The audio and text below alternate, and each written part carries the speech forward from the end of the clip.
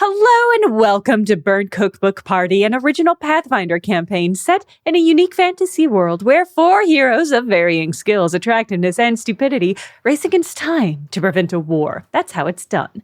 I'm Jenna Stoeber, and I play Astra Black, a fey-addled half-elf who is exactly who she says she is. And I'm joined by... Andrew Hansen, playing Johnny Brightchild, a hot and sunny Ifrit Resort Spa paladin, eager to help and flex. Caitlin Stayduhar playing Patty Hertz, a ratfolk ranger dandy with a nose for gossip and cheese. Paul Luetkemeyer playing Zelf, an elven battle chef carving a name for himself in the high-stakes world of magical cooking. And we're, of course, led today and for the rest of all time by our illustrious and traditional GM and world builder, Justin Green. Justin, how are you?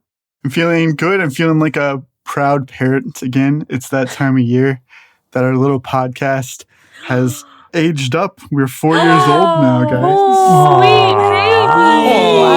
Oh, that's such a nice square number. Yeah, we're out of the terrible 2s and terrible 3s and onto the terrible 4s. Mhm. What does that mean for our development? We now like to be a helper, in quotes. Aww. We can ask to go play with children if none are around. Like, can I play with Alex? Oh, we have some object permanence. Okay. Yeah, Very nice. the podcast is now more advanced than the characters on the podcast. Oh, yeah. Here it says avoids danger, like not jumping from tall heights at the playground. I don't know if the podcast don't know if we got we that might have down. missed that one. Might be delayed. What I really like is that this list of characteristics Justin just sent us is from the Centers for Disease Control. Yeah. Having a child is a disease. Just the disease of life that every child suffers from. If your infection has progressed past 9 months, then you'll notice these signs. Congratulations Yeah. on your new addition. Yeah. This is a weird one. We now can draw a person with 3 or more body parts. Whoa. What? Do we have to pick? Hold on. I want to click through on this one. Okay, do you remember how Oh. weird people used to draw people when we were growing up?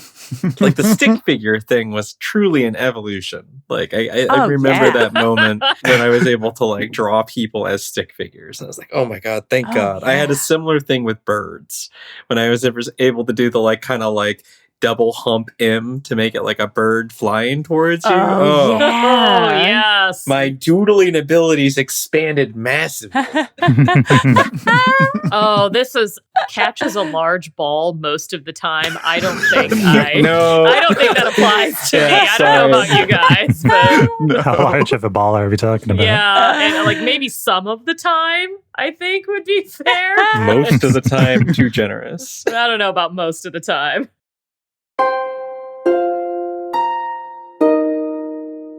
I love this. This is like an old Star Trek episode. We get some nice Yes. CG graphics of the ear. Do I see it in a way where I can like try to God, I have clamps, but I certainly don't have like pliers or Your forge tools to go dig it in my ears. Yeah. Okay, but there is like so you're saying there is like a physical object. In the way that the little stranger is physical, like ethereal in a sense, like in and out of reality. It's not quite a living creature. It's not quite magic. It's something in between. Okay. Astra will lean away from Patty's ear before she says this out loud to the group so she doesn't hurt their ear. I've got some bad news. There does seem to be something in her ear. Ooh. It's not like a physical object, but it's like sort of a planar manifestation, I guess is the best way to describe it. And even that's not a very good way to describe it. But there does seem to be like evidence that she is sick. And that's useful because maybe we can see that in some other victims before they actually get sick, you know? So that's helpful, but I don't think it's going to help us cure her potentially. Certainly troubling and disturbing. Patty is upset about the situation, but also loving all of the attention that Oh, comes no. with being Oh, sick. no. And everyone is Oh, fussing my over God, her, yes. and she likes that. She's got nurses. Oh, no. She's got butlers and maids. Yeah. Oh, no. Should I just get a bunch of food to see if Patty can taste it? Like, She's gonna force feed me like foie gras. Yeah, just like a bunch of like rare food. Yeah, Oh, I think that would be helpful. It's interesting that these sphinxes, they have some kind of curse magic that's both figurative and literal, whatever this earworm was that infected Patty. Maybe the way it affected her and the way it didn't affect any of us means that she had a unique experience, or that she Whoa. heard something in a way that we didn't. Oh, yeah. Oh, wow. Patty, let's retrace your steps. Okay. We couldn't be methodical with Georgia because she's, not... She's a flake. She's a party girl, but you've got a good head on your shoulders. Let's go step by step. Now, the only times that you were alone, can you recall when those were? I mean, I feel like we were together all the time. Like, we got here, we checked things out, we went and looked for Blankchild, we did some light vandalism. To help with just remembering over the weeks, Patty is specifically the only person who has not been alone this entire time. She was either with the group, with Janni, or with Zelf. Everybody else has been alone at some point except for her. Well, but if this is like a physical malady, Ghost Johnny might not be afflicted. So maybe it happened while the two of you were off alone. Did you hear any music, or did you learn chanting or anything while you were gone? I mean, I did visit DJ Halloumi, but like, his jams are hot. Not I mean, they are infectious, but not in that way. But that's a pun, and this universe loves puns. God, cutting it pretty close here, Asher. This universe loves a pun. This pun-loving universe of ours. I like to imagine it's part of the physics loadout. Is there's like you learn about inertia. It would have to be observable by scientists. Yeah. Nature abhors a vacuum and loves a pun. Yeah. I think that we should go back to the places that we were together to see if we notice anything, well, that is unique to Patty. My guess is that she was infected yesterday. That's a good guess. You're also saying we should go back to potentially a site of infection, and maybe all of us get infected. So here's what I want to pitch. We should all wear earplugs, maybe. Huh. God, this is an audio medium. That would be a struggle, huh? Would it be a funny struggle that would make a funny show with funny audio, or? BCBP is always breaking new ground. We've got the new silent episode. Amazing. Just Justin with his exposition and us making sound effects. Yes. No, you're convincing me this is a good idea, Paul. You're convincing me. Reverse psychology. I mean, we could be the first text-only actual play podcast. Think about that. Wow. Oh, wow. You know? Breaking new ground. We're inventing books. Yeah. Shit. It was a real long walk. I see this as a situation where we're really all in it together. If Patty expires from this malady in 3 days, so does her clone, and that's pretty much it for the demigod Patty Hertz. How are the rest of us to go on? Oh my God. You're not so jealous of your clone that you would die to prevent her from... No, it's fine. Okay. She might be. Patty was thinking carefully about that question. You're right. If Patty dies, we should all die. Because that's the nature of the loop is I don't want to continue without our full team. That's so romantic. Thanks, guys. And if Zerep gets his revenge on Johnny, then Ghost Johnny's done for too. Oh, you're right. Okay, should we prioritize saving Patty or saving Body Johnny? I think the paths are two and the same. If we disrupt Zerep's plans, then surely he'll appear. Sphinxes appear to be very arrogant creatures. Oh, okay. Yeah. We can follow the trail of the earworm right back to him. I mean, if we think it's safer to split up, I can maybe start tracking down, well, I don't know. Who would be better at tracking down a musical sort of disease like this? My vote would be Patty, sadly. I think I tracked it down already, guys. I tracked it down a little too well. Precisely. Well, the fact that Patty's already infected means she's the safest one to send into a potentially infected area. She's not going to get double sick. Nobody gets double worms. Yeah, that'd be Ugh. crazy. One earworm just pushes the other out. Ugh. Yeah. If everyone else gets infected, it's like you're going to have to figure out how to cure Patty. So I guess you can figure out how to cure everyone else Yeah, too. so what's a little bit of pressure added onto What's a that? little extra Yeah. infection among friends? In this game, pressure's normal. Yeah, but are all of you prepared to tell the truth? No. I mean, yeah, absolutely. I couldn't even do it when I was trying. Exactly. So just keep that in mind. I can't believe I'm going to die from worms. This is so embarrassing. I thought it would be in the heat of battle or standing up for someone or saving the Aw. world. It's from worms. Ugh. Oh, brings a tear to my eye. I mean, maybe there are more sphinxes here. Maybe that's a trail we should walk down, you know? Johnny, is there any trick to finding sphinxes? So I guess like maybe we could bait him with some like hot goss about Johnny. I don't really know. Ooh. Well, that was my question. Patty, did anyone in particular trade any rumors with you? I mean, Oh.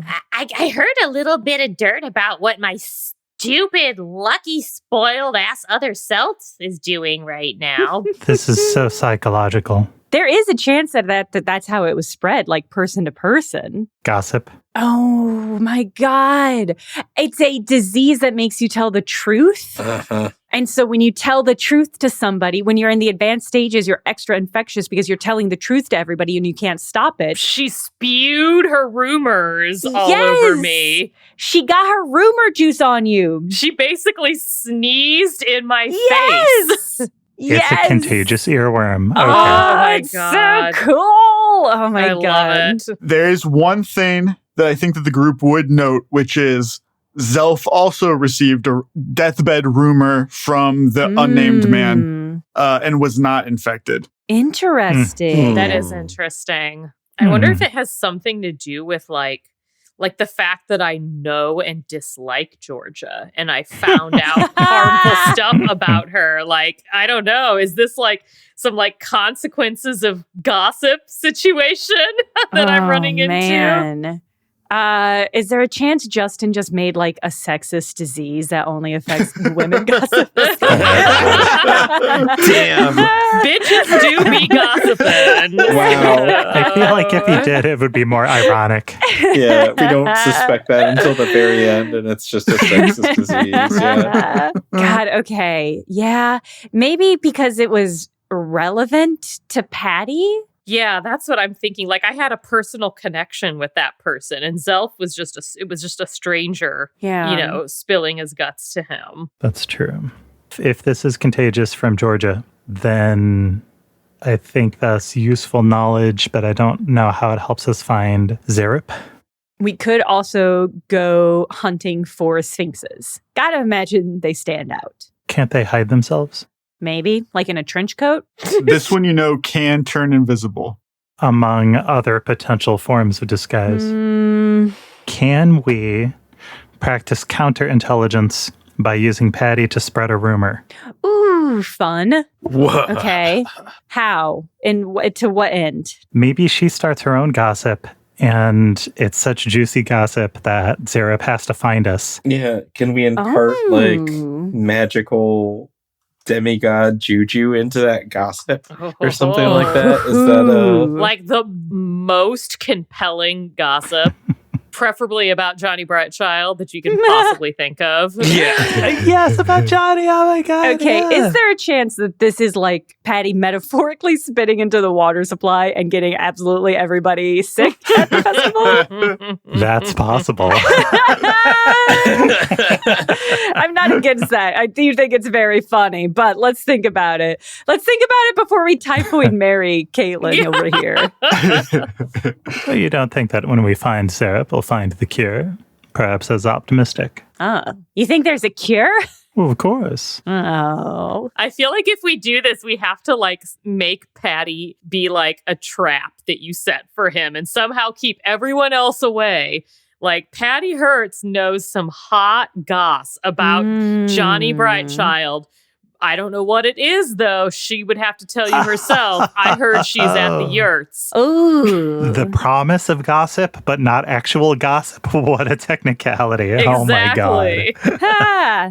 What if, let's double this. What if we spread a rumor that Patty's on her deathbed and she has a secret about Janni that she's about to take to her grave? Yeah, and it's love that. If you want to know, you've got to come, I love that. Patty, have you ever played a deathbed role in any of your theater productions? Have I ever? Oh, Romeo, I hath stabbed myself. I hath blood upon my outfit from this wound that I hath self-stabbaged. That's good. That's good. That was just like a brief little snippet of some of my past performances. So yes, I have. And I'm very capable of performing such a role. Spectacular. Rushing to find a William Shakespeare or Romeo and Juliet mouse pun. Just struggling.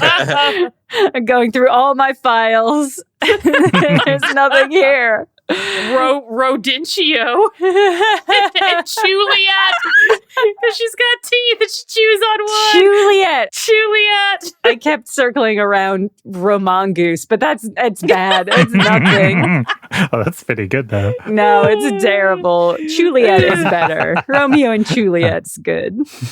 No, I think this could work. I kind of see this as like, we isolate Patty somewhere. You guys can kind of run interference at the door to keep other people from getting exposed, in theory. Mm-hmm. And I mean, if I'm a Sphinx that wants hot gossip and I can be invisible, I'm sure he might just pop up if it's juicy enough to entice him. Mm-hmm. Should we use a dream yurt? Ugh, I guess. Yeah. I mean, they're right there. This is kind of a artistic boho gathering. Maybe we should craft a deathbed tent for Patty in the midst of the celebrations. Okay, like performance art. Precisely, but real. Okay, what are you crafting it out of? Sticks and fabric, that kind of stuff. Janni, you've had to build tents for your military escapades, right? Oh, yeah. Toads, yeah. Funeral pyre in the middle of this festival. So melodramatic, and I absolutely love it. I think so. Oh, Patty must be hidden in the crimson tent. But, I mean, what if it was like an open performance and anyone could see her and then, it's also just good advertisement for Patty. Here's what I think we should do. I think part of us should construct a tent or a pyre or whatever you want to do. And I think some of us should still investigate what is happening. I can hang around the med tent. Yeah. Just see if there's anything there worth hearing while you guys set up the tent. Does that sound good? We'll prepare the artistic ensemble. Mm-hmm. And why don't you guys find us once you make a lap? Okay. Sounds good. All right. I'll be rehearsing around the corner here. Oh, the pain. Oh, the agony of my condition. Oh my God, Patty, are you okay? Oh my God. I didn't know it's starting to hurt. Her condition is Janni. getting worse, guys. Oh, Janni, we've got to go. Patty's fine. For now. Stop. For now. For Patty, I need two things from you, Patty. One, I'm going to have you make a rumor empathy check. Okay. Yeah, that's a 25 for that. Beautiful. The other thing that I need you to do is to make a will save for me. As your symptoms progress, it is going to be more difficult for you to lie. Oh, boy. Oh, so funny. Yes. Oh, no. Incredible. We're looking for a DC 16 here. Ooh, Oh, no. I only rolled a 2 for an 8. Would you like to attempt to buff this? Although I don't know. Oh. What is your surge these days? Oh, she would have to surge and spend a hero point. Man, that's rough. One of the abilities is you may spend a hero point to reroll any 1d20 roll you just made. You must take the results of the second roll, even if it's worse. The other one is a bonus, but if you took the bonus, then you would also have to surge, and you'd have to get a 4 or above on the surge. Yeah, I'm gonna use one of my 3 hero points to reroll. Man, we're spending these like candy. We held I on to these last loop. I know. All right, let's see. Okay, Yes. 22 this time. Oh, much Good. Come better. on. Pretty good. Good. Very heroic. A true professional rallies when it's showtime. Thank you very much. Yes, this is your third loop. You are not going to be taken down by some weird Sphinx curse. You're a better actress than that, Patty Hertz. Absolutely. Great. So Patty and Zelf are hard at work. Janni and Astra going towards the medical tents. Mhm. Do you guys want to make perception checks? What are you thinking? Yeah, I think perception check Yeah. sounds good. Oh, that is a shiny 1 for a 6. Oof. Yeah, generally, I think Astra wants to see if anybody else has gotten sick, if there's any sort of continuity that they can kind of figure out amongst who is sick, that sort of thing. Yeah. I got a 14. Nice. How's it feel? A lot of pressure. A lot of pressure. Strange, he says. I love that. Janni and Astra make their way across the festival towards the medical tent. And even with a natural 1, Jenna, you can tell that the general mood has shifted for the worse. There's less dancing. People seem nervous and tired. And a large mass of people have gathered at the pickup drop-off point for the aero vans, but there are no vans present at the moment. Huh. Closer to the med tents, you spot another crowd of people, but this one is a bit more unruly. They have surrounded a meek-looking guy in a blue uniform worn by the Dream Yurt attendants. You've probably seen him before. He's struggling to read off of a piece of paper that is in his shaky hands, while this crowd is like shouting over him and they're irritated. But he powers through this and he reads, "Whether you are journeying across a desert for a weekend of fun with your friends or journeying across an ocean for a new beginning, Arrow is proud to stand by your side during all of life's important adventures. To ensure the safety of all of our clients, present and future, the Aerovan service is temporarily unavailable while our staff investigates potential health and safety concerns that have been brought to our attention. We look forward to serving you again in a couple of days." Whoa. This attendant folds the paper and tucks it into his pocket when he finishes, trying not to make eye contact with the crowd, who are just going absolutely ape shit, throwing things at him, screaming.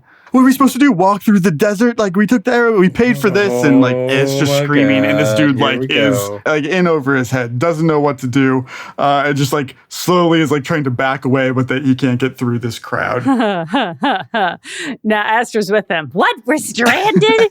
Oh my God! It's Astra's the joining the desert. mob. Yes, Oh, yes. Oh, a mob? I would love to join that. Thank you. Yeah. Oh, no. What are we gonna do, Johnny? We're in the desert. Oh my God, we've always been in the desert. Why would they have a party here? This is a terrible idea. You know, there was like certain protocols like for having a party in the desert that the Sirocco established. Like, I bet that the Arrow definitely followed all of those. Like, you know, I'm sure everything's fine. I'm sure there are things in place. You know, we should just ask them about like reserve water and stuff like that. Yeah. You know what, Johnny? I forgot that you've done this a whole bunch of times before. Yeah. I feel way more reassured. Sir, what's the reserve water situation like? Is he being torn apart? Currently alive. He is being pulled back and forth, but you're able to forcefully inject yourself between him and the person who's got him by the shoulders. He's relieved at first until he realizes that you're also asking him for something. He's like, if you are one of our Dream Yurt guests, we have your meals for this evening, as well as any drinks that you may have requested, be that water or champagne or something else. However, as we've been getting deliveries day of in the morning via the Aero vans, you may want to consider portioning out tonight's meal to last longer. And maybe don't let other people know what you have. Oh no. We only have enough champagne for one night? Oh my God, we're gonna die. We're gonna die in the desert, John. Well, you're gonna be fine. Oh, no. It's all gonna be Ghost Bros from here on out. Hey, kid, you better fucking run. Should like let somebody know we're gonna need help here, right? Like we're gonna have like a major sitch. Who? People in Begram, like God, like the Sirocco now? Like, you know, like... Oh, yeah. They got water now. They can share. Okay. So we just need to find the Sirocco help desk. Kid, here, come with me into the medical tent and then find a way out that's not this front door. And I would take off that outfit, if I'm honest with you. Blend in with the party goers, because this is going to turn so bad. Thank you. I will. I'll do that. Mm-hmm. He runs off, followed by this mob. As it kind of dissipates, Astra, you are taking stock of what is happening in the medical tent. I will say, Janni, with your 14 perception, you see a familiar face. It's a face that you both haven't seen in a couple of years and who also technically you aren't going to meet for another 2 days. It is Bantaro Valentine. Whoa. You know Bantaro to be an elven aristocrat who's always dressed to the nines, including now, not at all desert appropriate, except that he has like a parasol that matches his suit. Cute. You know that this man is deeply connected with Berwyn's monarchy, that he is a Shadowwind commander, a talented bard, and an even more talented manipulator. And you see him a little bit outside of the med tent, and he is pacing back and forth, muttering to himself. A few feet away, Aaron Star Sr. is being seen by the Sirocco nurse who has been running this med tent. Bantaro is a big player. He is. And in Loop 1, Aaron was in his squad, wasn't she? Yes. I wonder if he's here for fun and for drugs and for other stuff, or if he's here to pick up one of his squad members. Yeah, I was going to say, we just went like out of our fun little Burning Man mini game and right back into the serious business. We can have both. Bantaro was also one of my commanders. Nice. Oh, yeah. Was he one of Patty's as well? Yes, I believe that you both studied under him, like subterfuge and diplomacy. Yeah, okay. I thought so, but I wasn't positive. But he won't recognize us. Oh, no. Astra will still walk up to me and be like, oh, Bantaro, Mr. Valentine, picking up your students? Bold. I love it. Extremely bold. Why Oh, my not? God. Astra's been infected by the truth already. The bold virus. You know, I don't think there's anything behind this, but I will say that Astra has been extremely forthright and erring on the side of honesty for this and the last few episodes. I mean, she's a law demigod now, so No. she's a stand-up gal. I think in this instance, Astra has trouble remembering that they've looped. And so I think her instinct is just like, oh, yes, this guy taught me. What a tidy explanation, Jenna. Is this diplomacy, Astra? Yeah, I think so. Diploma Let him. me see. Hit him with a diploma. I got a 21. 21? You happy with that? Are you happy with that? Yeah. God, what a fucking... An invitation to scum. I'll roll to assist. I got a 20. Ooh. Is the sun out? Because if they are, my guns are out. It is. It's the afternoon. 26 on my diplomacy. It's like, oh my God, it's Bantaro. Yo, what's up, prof? What you doing here, bro? Oh man, no wonder the vibes are so good. The vibes are nasty. What are you saying, Johnny? Dude, the vibes are awesome. What do you mean? Whenever Professor Bantaro's here, it's good vibes. Well, that's true. You do bring a lot of good vibes, Valentine. He's caught off guard in a way that you have rarely seen Valentine be caught off guard. Maybe only the time that you killed Shyla. He blinks and he looks at the two of you and he's like, I apologize. Have we met before? What do you mean, Professor? Yeah, totally. Yeah. Yeah. This is one of your students? Yeah, you taught me oration. And I'm a Shadowwind cadet? Oh, shit. You know what? No, you didn't. Never mind. You didn't. What do you mean? Yeah, I did. It's a different time loop, Johnny. I forgot. Shit. Oh, I Astra, know, right? You know I'm bad at that. You can't be bad at that too. Well, this is why we don't go off on our own so many times. Yes. That's my thing. This is why we have to be supervised. Ew. So did you say that you're both Shadowwind cadets as well? Oh. Yeah. That's what we said. God, Astra didn't lie fast enough. This is brutal. Winding up for some totally truthful statements. No. We've obviously never been to Shadow End. You would recognize us. We're Bobble Squad, yeah. No, don't listen to him. We're just huge fans. We get the newsletter, and we like to role play that we are Shadow End cadets because they're just so cool. You know, it's like, oh, they're in like a magical school, and it's so neat. There's a newsletter? Should I roll a bluff? I guess, yeah, roll a bluff. I rolled a 31 Okay. to bluff that we're fans of the newsletter for Shadow End, and we like to role play. Role play. We like to role play that he's our professor. Are you gonna scum? 31? No. If 31 doesn't get it, it's not possible. This has been Taro Valentine. I think you need at least a 35. Wow. Well, then that's tough shit. Valentine stiffens. He straightens up. He's like, I'm sorry. I didn't catch your name. What did you say it was? Fuck you, Justin. God damn it.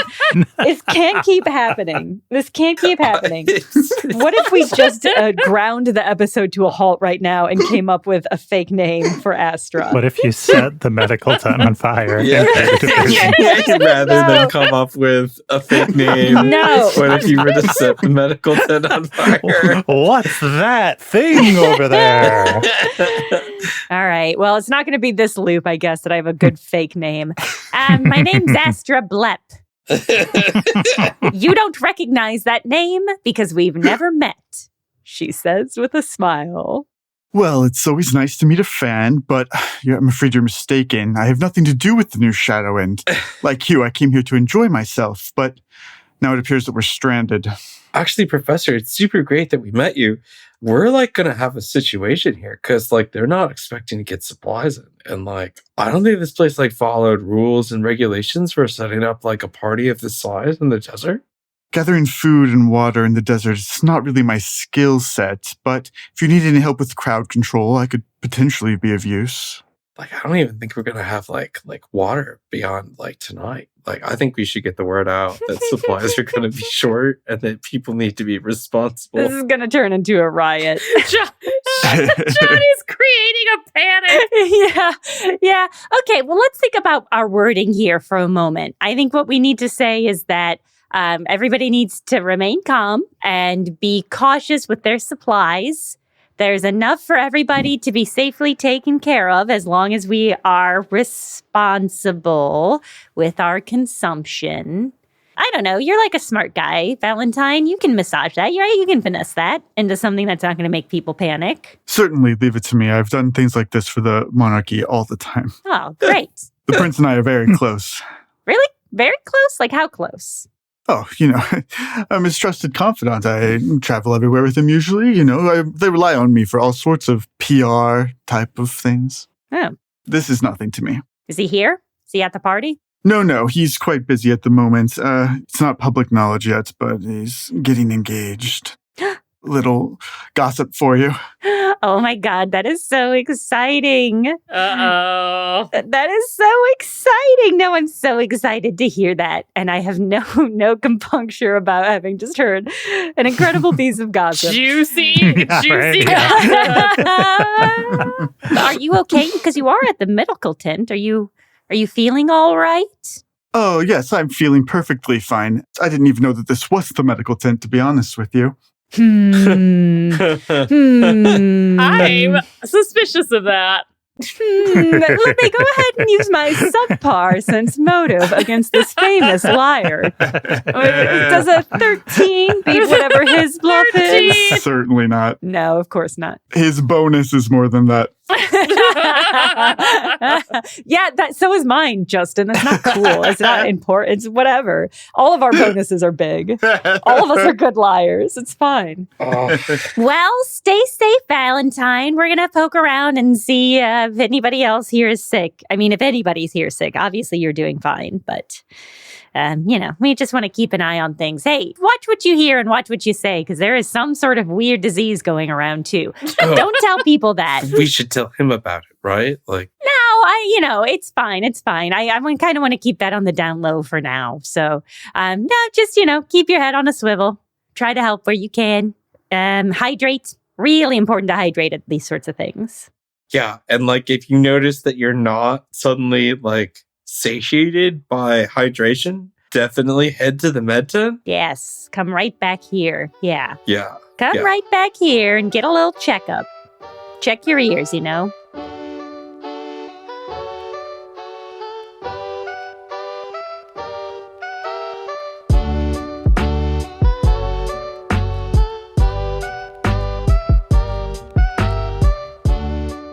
It's back! The long-awaited BCBP. That stands for Burnt Cookbook Party Pizza Party Part 3, I think? It's our after-hours behind-the-scenes tell-all show, and it's finally up for Patreon subscribers at patreon.com/BCBparty.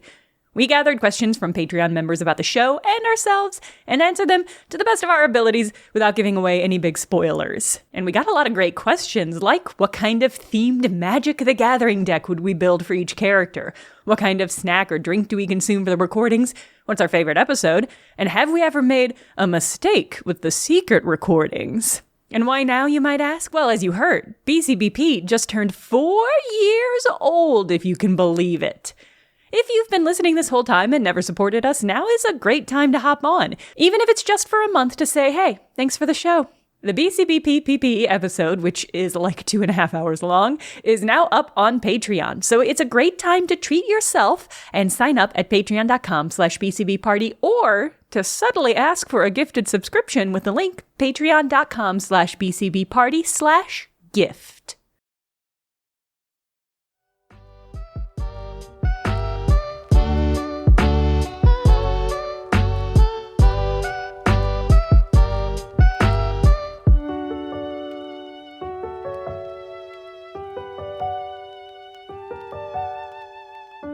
Patty and Zelf. Describe to me the scene that you guys have built together. Man, I'm envisioning something very much like a Victorian sickbed of some kind, with a lot of like heavy draperies, perhaps some down pillows and embroidered quilts, and Patty is going to arrange it such that she's laying just so, all propped up, perhaps in a white nightgown. Very, very dramatic. Yeah, Justin, I'm envisioning like kind of a tent in a tent. So there's a larger tent that has like a net cover that's a little bit hard to see through, and then an inner, like smaller roofed covering that the sick bed and the pillows and everything else is under. Oh, yeah. It's definitely like a veil across it of some kind. Yeah. Like you can't see directly in.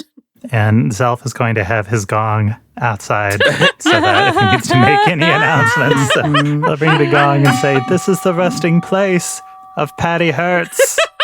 Gong. Good. Really good stuff. Nothing helps a sick person recover like the sound of a gong. Irregular gonging. Let it be known that if she passes, her secrets pass with her. Oh, that's good. Like, this is the fucking weirdest sideshow act I've ever heard of a circus having. And so Patty is in the tent. Zelf is outside. You had made the food with the sea invisibility. Are you eating that? Is Patty eating that? I'm going to make two. Zelf is going to hold on to one. Patty's going to hold on to one. He's going to try to gauge when the energy of the atmosphere shifts. Like maybe if people seem like they're starting to gather. I agree with that. When it seems like I don't think either needs to like take it immediately. We need a little time for the news to spread that something's going on in the Patty Hertz sick tent. Maybe Zelf will take his right away, and maybe Patty can hold on to hers for when she thinks that it might be a critical moment. Perfect. Both of you make a perception check for me. Love to perceive, Justin. Done a lot of weird stuff on the show, but the Patty Hertz sick tent is really up there. with like there being like a proclamation being announced to myself with a gong. Like it kind of gives me like weird kung fu wuxia vibes. Like the emperor is laying in state kind of vibes. And then Patty, do you want to make a bluff check or you want to make an acting check? Oh, perform acting, absolutely. I am going to advocate for myself here to get my +2 on my perception check at parties, because I think this is a party still. Oh, yeah, for sure. Excellent. That's a 24 in that case. 26, Justin. And then my perform acting...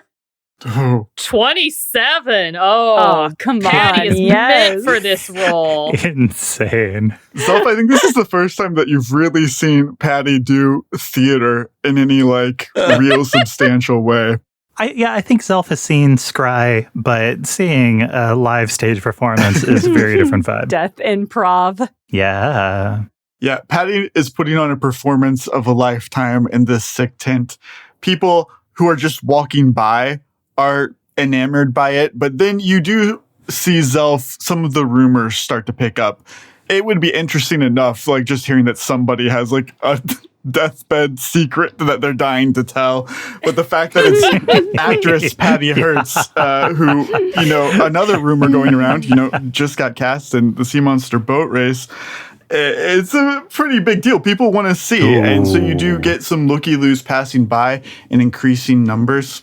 After about 2 hours, Zelf, you do see somebody approaching that is of concern, perhaps. Mm-hmm. It is the blank Johnny Brightchild. Oh, okay. Who has also heard a rumor that someone named Patty Hertz is on her deathbed with a secret about him.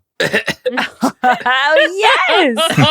Okay, Miss Scrabblechins, why am I here? Old. I don't know her, all right? I don't know her.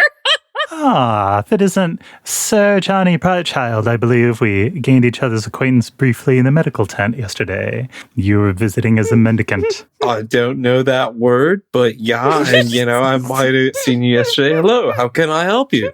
I'm Johnny Brightchild. Well, how can I help you? I'm Zelf, the elf from Mielnor, the city of flavor. Dude, bro, there's a serious flavor crisis happening, here. But Johnny, you're here for something else, aren't you? Mrs. Gravelchain, who is this small, ancient dwarf with pigtails in her hair, pigtails in her beard, sort of pokes at you. This girl, she's in love with Johnny Brightchild. I'm telling him, she's going to confess on her deathbed. Mrs. Gravelchins, I told you that's ridiculous. I've never met her before in my life. There's no way she's in love with me. That's... Listen, Johnny, you've got to help her go into the light. God. She's... Johnny, the angel of death. I don't... It's not... like that. Ghosts who are in love, they're the ones that are the hardest ones to get to pass over. I tell you, so many of my friends were ghosts. Yeah, I know. Mrs. Gravelchins, are you a ghost expert? Oh, not professionally, but I used to be an adventurer and seen a lot of my friends die, and a lot of them with unfulfilled life wishes. That's fair. I think that people with life experience sometimes know more than professionals. I'm curious, if there's a ghost who has some sort of secret that's hard for you to hear, is it still important to hear that ghost out? Oh, absolutely. Perhaps we should all listen closely to any ghosts that visit us, even ones that are troubling or challenging. I know what this is about. This is about that other Johnny. I already told her about the Johnny ghost I met, all right? You don't need... What? How do you know about Johnny ghost? What? Anyway, we have time for that. What we don't have time for is reconciliation. And Patty might just have a few words for you, Johnny. But be careful. She is sick. The pain. Oh my God. She sounds awful. If she wants to see me, I'll see her. But, she sounds like she's in pain. I don't want to bother her. Self is going to ring the gong and he'll say, Patty Hertz, Gong. Will you let Johnny Brightchild approach? Which one? He seems to be a bit blank. Yeah, I guess that's fine. Come on in. Okay. All right. Okay. And Self will hang out with Mrs. Gravelchin. Hello. Hey. I'm Johnny Brightchild, Johnny, hi. I know. Remember we talked the other day, talked about how important destiny is, and we were grooving. Oh my gosh, it's so good to see you again. I'm so sorry. Like, I'm not trying to be rude, and like, you know, like I hope like this doesn't like make you mad, but I don't really remember talking to you about destiny and all of that. That's fine. I mean, we've all got a lot going on right now, so. I'm like seeing like a kind of like a ghost version. I think it's my ancestor, but like he like looks just like me. Yeah, that does happen. In my experience, it's really important when you encounter a ghost version of yourself God. to just like pay attention to what they want, you know? Like, they always have your best interests at heart. And, because they're a ghost, they have more knowledge than you do. So I would say just go with it. It's like, let's say that I were to die from my current malaise. And I think I will probably. I think it's imminent. But, if that were to happen and then I came back as a ghost, I'd want to pay attention to me. Okay, but do you believe in that? Like, do you believe in like that crossover kind of thing? Like, do you think you can visit yourself? Like, because I don't like know, does time like work like that? Johnny, if I knew how time worked, we would not be having this conversation right now, okay? Time goes forward forever, infinitely, right? Like, I think that's just, there's no... Does it though? Does it? I challenge you on that point. Whoa, like that would be crazy. Like, can you imagine like if time didn't just like go? Is it any crazier than me, Patty Hertz, star of stage and screen, laying here dying of worms? Honestly, where did you even get these worms? Like, what? And now you want to talk to me, Johnny Brightchild? Like, what? I mean, I didn't specifically want to talk to you, but I don't mind the company. Well, okay, so I heard a rumor that you had like a message for me. Excellent. Perfect. I'm so glad that you heard that. My message is that I just wanted to say hi. That's my message. I just thought you were so cool and I knew I was going to die. And I was like, you know what? Right. I got to see this guy one more time before I go.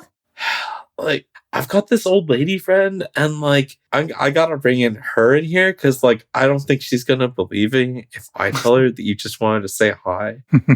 She thinks you were here to like confess your love to me. I mean, I guess I can if that's what we're doing. No, that's fine. Like, that's okay. Johnny starts sweating. I just, Patty thinks we're just improving at this point. But I might need you to explain to her like that you don't know me and that like, you don't love me. She's going to need to hear. Is that okay? Can I bring her in? I mean, I am dying of contagious worms.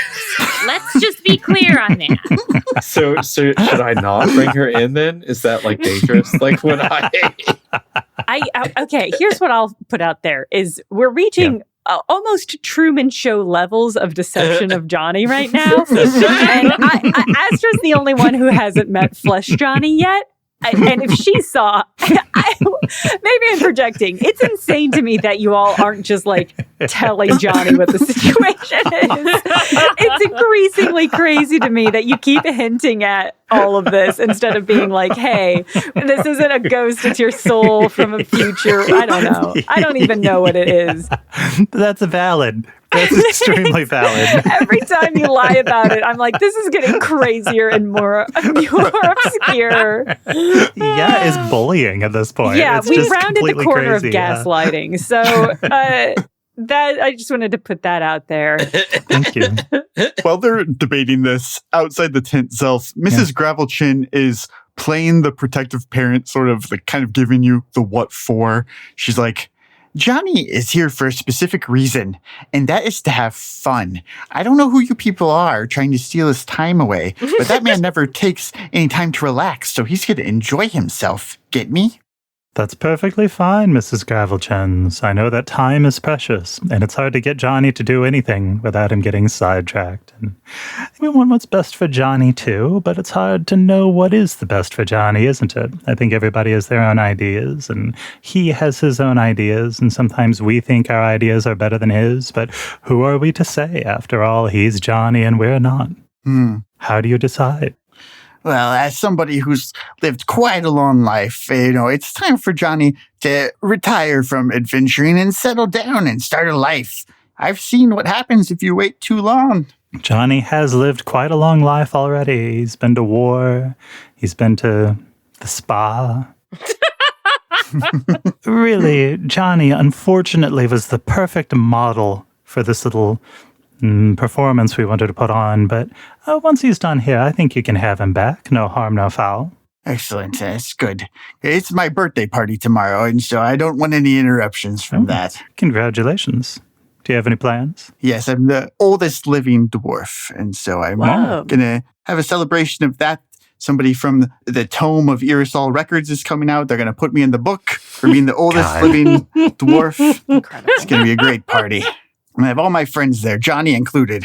Mrs. Gravelchins, what do you know about Johnny? How did you meet him? Oh, well, after I retired in Begram, he comes into the old Battle Rocks retirement home for all the retired adventurers and keeps us company and helps us out and regales us with all of his stories of adventure. He's like a son to all of us. Ah, in both meanings, certainly. Ah. You know, Johnny is one of the sweetest people I've ever met. In fact, it's hard for me to imagine somebody more good. As you're talking, Zelf, with your ability to see invisibility, you see a shadow loom over the tent that you built. And it is a sphinx that is as tall as the tent itself, with a lion's body, a black jackal's head that is grinning, just an evil smile plastered on its face. Fucking spectacular. Inside of the tent, Patty, you hear a voice and you are filled with relief that you fought off the effects of this truth side effect of this affliction for the day at least, because this low voice from seemingly nowhere says, "What is the true name of Johnny Brightchild?"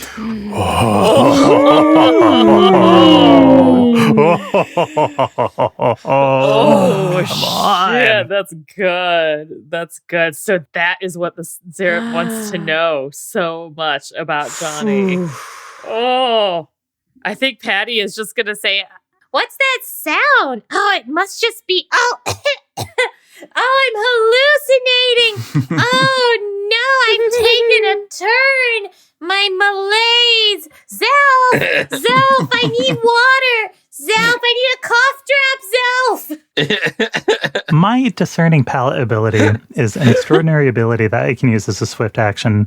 When he spots Xerath, can I assess him with my discerning palate to try to learn some of his abilities? Yeah, definitely. Awesome. Is he a magical beast or is he an aberration? A magical beast. Then that is knowledge arcana.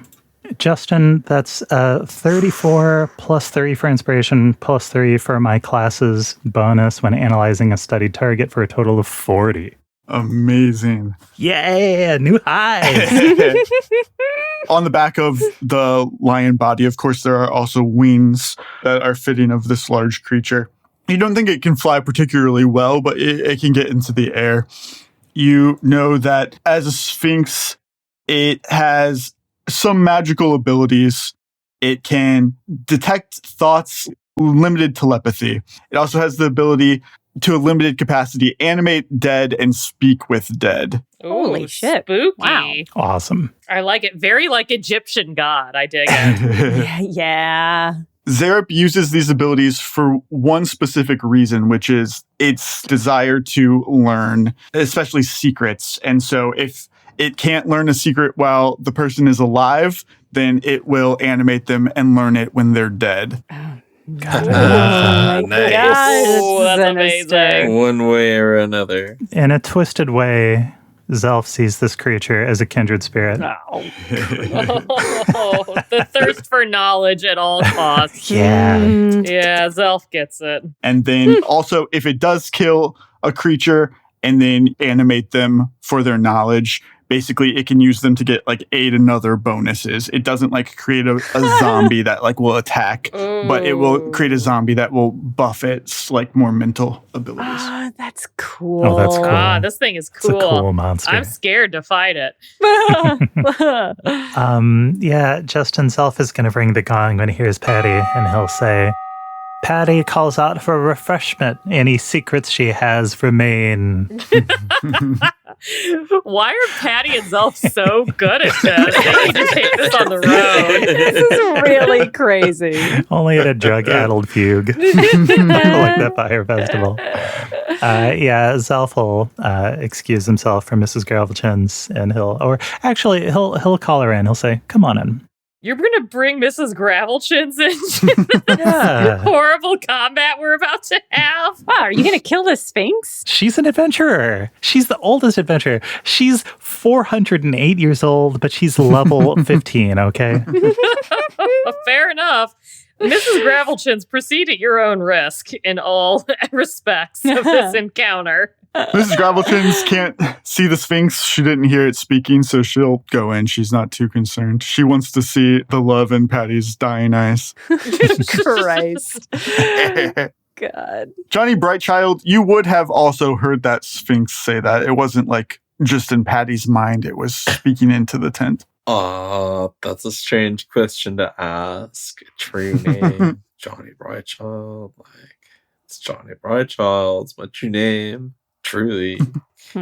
God, I can't believe I would have given that up immediately if I hadn't used that hero point. I know, right? Jeez. That's what you save your hero points for, not lying to Exactly. Bantaro Valentine. That is a good call. It was absolutely a good call. Oh my God. Yeah. And what would he use that for, honestly? Like, I'm kind of like, can we just give it to him and then see how it comes back? See what to us later? happens. Oh, No, he's Okay, gonna okay. possess Johnny, and Johnny can't handle that. But I mean, like, that's a good question, though. Like, what do you want the name for? Like, why does it matter? We want it for mysterious voice. I'm going to kill you, Johnny Brightchild. Oh, Well, then, like, jeez. you don't need my name to kill me, weirdo. Come on, we can fight. It's your problem, man. Just fight me. Just fight me, man. Just fight me. Like, come on. Like, you don't need to be weird about it. My intellect is beyond what you can comprehend, Johnny Brightchild. I am too smart to fight you in physical combat. I shall defeat you Oh, no. mentally. Okay. Oh, no. Okay. It's gonna be a like- riddle off. No. The Oracle of the White Sands Sphinx cult has fashioned a living curse. Fuck.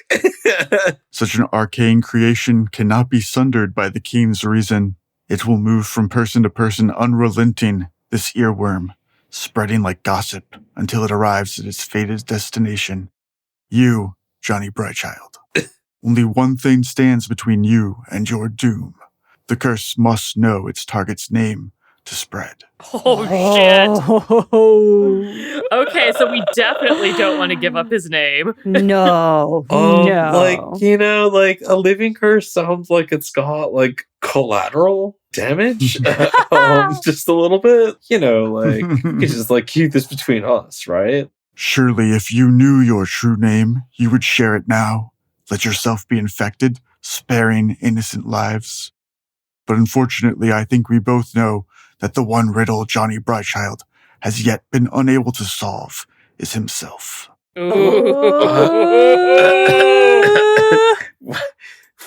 Wow. Whoa. That's pretty deep, bro. Like, that's crazy. What? Oh, Johnny, it's a parlor trick. That's just sophistry. Don't let him fool you. What's going on? What's that voice, Johnny? This is Gravelchins still hanging out. Are you adventuring?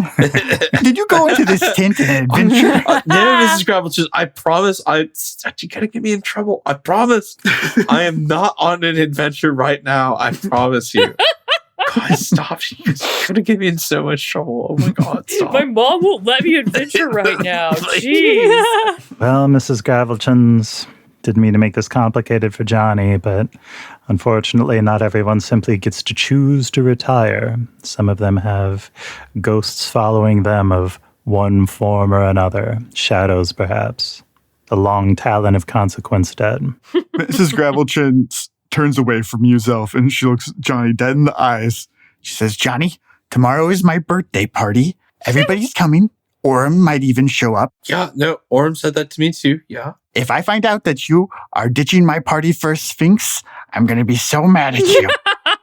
You know I don't even like sphinxes, all right? Like, don't worry about it. Oh my God. Not only do we have to defeat the Sphinx, we have to do it in time to make it to Mrs. Gravelchin's birthday party. God. Yeah, this is like an 80s teen movie. Yes. Can't miss the party, bro. Come on. Patty, dear, if you're feeling like getting up out of your deathbed, of course you're welcome to come. Oh, I love a party. Thank you. I would love to. Are we all going to Mrs. Gravelchin's party?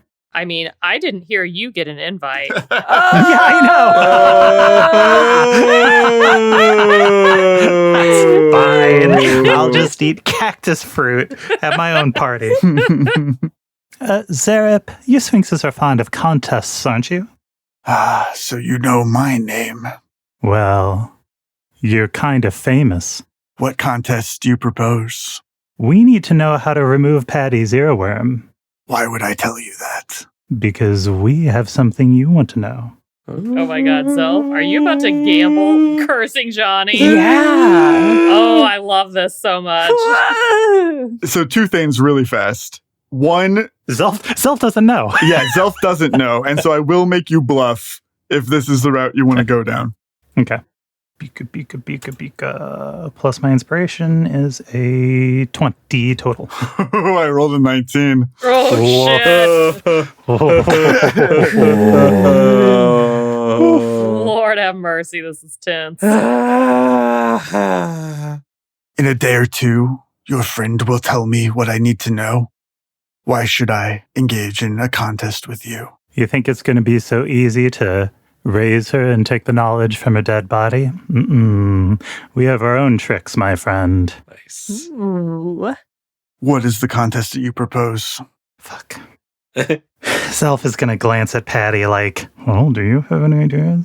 Oh, gosh. Obviously, we would want to pick something he's bad at, but, like, I don't know. What is he bad at? He seems very badass. Yeah, what would a sphinx be bad at? I challenge you to whatever you are worst at. I mean, Johnny already challenged him to a duel, and he said no about that. Maybe not a physical feat. I mean, he's right, though. Like, if he just waits us out, he'll get the information he wants, probably. Right. But a lot of people will die in the meantime. Like, it has to be something that we can conceivably best him at, but also that he would be willing to engage in. Yeah. I mean, if he loves knowledge, could we provide him with information that he doesn't already have?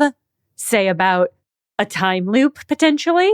Oh my God. That seems like it's playing with fire. Yeah, for fucking sure. Yeah, let's expose the Sphinx cult to the time loops. I think that sounds great. That sounds... Oh No, my God. you're right. I rescind that recommendation. The spiders immediately start crawling out of the ether. No. I think we're onto something. I think that would help. I think this is, Johnny's always about telling more authorities about what's going on. Ugh. Yeah, certainly knowledge that he does not have is something that he would want. But it has to be better than revenge, which is hard. I mean, could it be like a gossip contest? Maybe it's a contest of us spreading gossip better than he can. Ooh, I kind of, something like that. I do feel like we would have a good chance at that. I think we've seen that if we have kind of an extended event, then we can build momentum like we did with the courtroom scene. Yeah. So if we do something that's like a gossip contest, I could see us being able to kind of set it square at the beginning. If we're spreading knowledge and not relying on existing knowledge because this guy's been killing and absorbing knowledge for centuries, then maybe we could, keep it within our means. Yeah. I think, do we want a contest where we're spreading knowledge or gathering knowledge? So Maybe both. Maybe it's like the telephone game. Spread fake knowledge so that you know it. Oh my God, the fake news contest. It's unbelievable. I kind of like that, though, because it could be like a test of our overall influence, basically. Like, how much can we gain truth while spreading lies at the same time? Ooh. Okay, I like the idea. This is almost like a party game. Yeah, but one where we're gambling for Johnny's life. Yeah. And Patty's And life. Patty's, the stakes have never been higher. And potentially now Astra's. Yeah. Oh my God. Is it 2 truths and a lie? Yeah. we bring it all the way back to the icebreakers we were just All at. back to corporate icebreakers. Yes. Yes.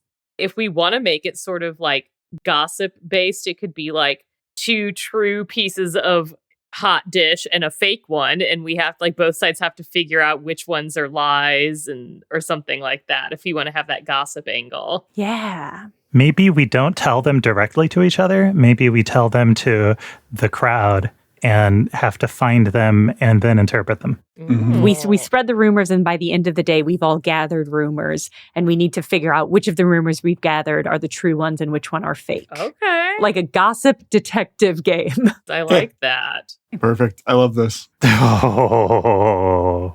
I guess, you know what would also help is if we knew whether or not the Sphinx actually could stop or cure this disease. Oh, yeah. That's a very good question. Yeah, we're kind of assuming that like defeat the Sphinx, it's going to cure Patty and solve all of our problems. Like we don't know that that is the case. Zerep will say, I accept your offer of this gossip competition, though you have made a grave error challenging the one known throughout the White Sands as the devourer of secrets. When I win, you will give Johnny's true name to the earworm. If somehow you do manage to come out ahead, the Sphinx cult will destroy the earworm. Nice. Perfect. Nice. Okay. When they say that you devour secrets, is that figurative or is that literal? It's figurative. Someday I'd love to be able to devour secrets literally. All right. Gentleman's agreement and all that. Excellent. Its wings begin to flap and the tent shake a bit and it floats off. And that's how the loop ended with a living curse. Mhm, mhm.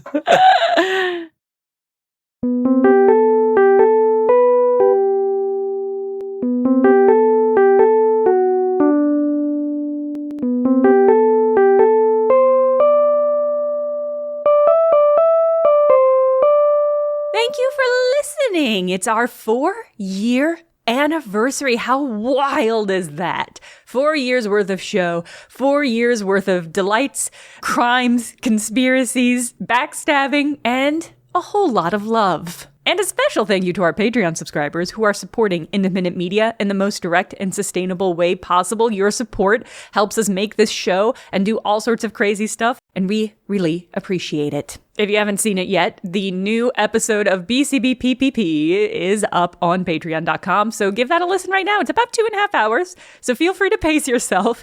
But we talked about a lot of stuff, and we had a lot of great questions, and those questions came from you. So thank you, everybody, for your questions. Don't forget, it is the perfect time of year to go back and listen to our Kill Santa mini-series. It's certainly seasonal, and if there's anybody you want to introduce to the show, that is a great onboarding point. And then you can trick them into listening to the other 4 years after they already like that. We once again have a P.O. box that you can ship letters and boxes and candy to, and it is permanent, so take your time. That address is in the show notes if you want to make use of it. Our DFTBA merch store is at bit.ly/BCBP-merch, all lowercase, or you can find that link in the show notes. As always, you can find us on Blue Sky at BCB Party, on Tumblr at BCB Party, or email us at burntcookbookparty@gmail.com. Burnt Cookbook Party is Andrew Hansen as Johnny Brightchildren, Caitlin Stayduhar as Patty Hertz, Paul Luetkemeyer as Zelf, me, Jenna Stoeber as Astroblepp, and Justin Green as GM and World Builder. This episode was edited for content by Justin Green and edited for sound and gongs by Akshay Balakrishnan, produced by me, Jenna Stoeber.